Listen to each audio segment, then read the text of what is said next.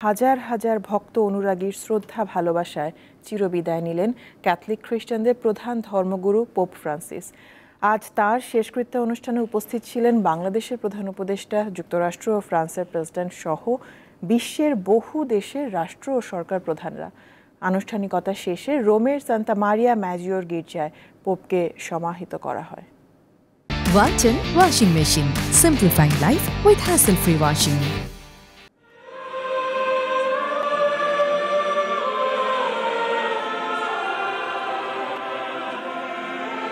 Vatican সিটির Saint Peter's square পিনপতন নীরবতায় অপেক্ষা করছেন অসংখ্য ক্যাথলিক খ্রিস্টান।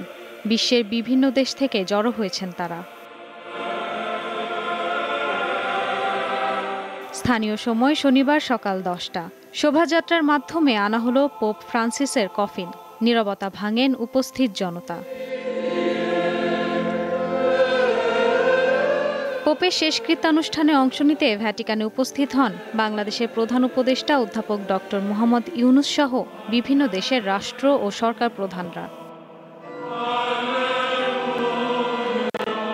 পোপের শেষকৃত্যানুষ্ঠানে অন্যদের মধ্যে অংশ নেন যুক্তরাষ্ট্রের প্রেসিডেন্ট ডোনাল্ড ট্রাম্প ও ফার্স্ট লেডি মেলানিয়া ট্রাম্প, যুক্তরাষ্ট্রের সাবেক প্রেসিডেন্ট জো বাইডেন ও তার স্ত্রী জিল বাইডেন, ফ্রান্সের প্রেসিডেন্ট এমানুয়েল মাখো, যুক্তরাজ্যের প্রিন্স উইলিয়াম, স্পেনের রাজা ষষ্ঠ ফিলিপ ও রানী লেতিজিয়া, ইউক্রেনের প্রেসিডেন্ট ভলোদিমির জেলেনস্কি, ব্রাজিলের president Luiz Inacio Lula da Silva.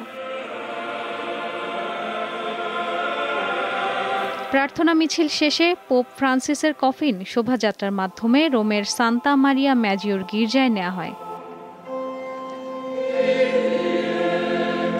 শোভাযাত্রাটি Vatican city থেকে বেরিয়ে আরও 6 কিলোমিটার পথ পাড়ি দেয়। এ সময় সাধারণ মানুষ রাস্তার দুই পাশে ব্যারিকেডের পেছনে দাঁড়িয়ে পোপকে শেষ বিদায় জানান।